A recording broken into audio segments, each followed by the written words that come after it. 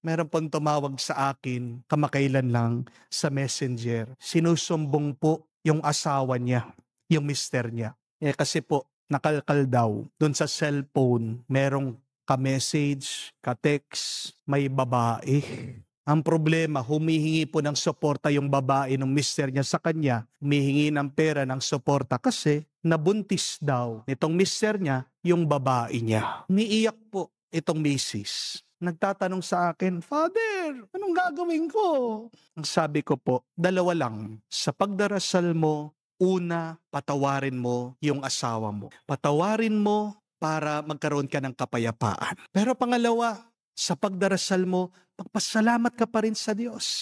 Dahil sa pasasalamat mo, doon ka magkakaroon ng tuwa sa puso mo. Nagtataka po siya. Paano po ako magpapasalamat? Nagkasala na nga siya sa akin. Ang sama ng ginawa niya sa akin. At sabi ko po, pinakita ko ito sa kanya. At least, di ba, yan lang yung problema mo. Tinanong ko po yung babae, yung misis, anong mas gusto mo? Yung nakabuntis, yung asawa mo, o may cancer ka? Mamili ka. Napaisip po yung misis, sabi niya, o nga po, no? O ito pa, isang tanong ko sa'yo. Anong gusto mo? Yung naka-aksidente, nakabuntis yung asawa mo? O yung na-aksidente yung anak mo? Mamili ka. Sumagot na naman siya. Sabi niya, o nga po, no?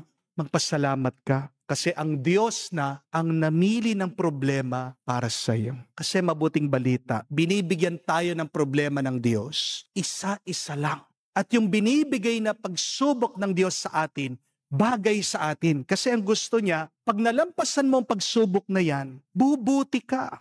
God knows best.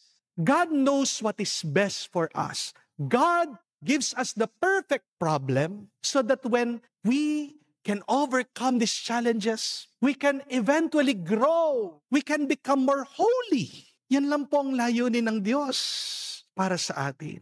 Kaya nga po mga kapatid, kung may problema ka, pagpasalamat ka pa rin sa Diyos.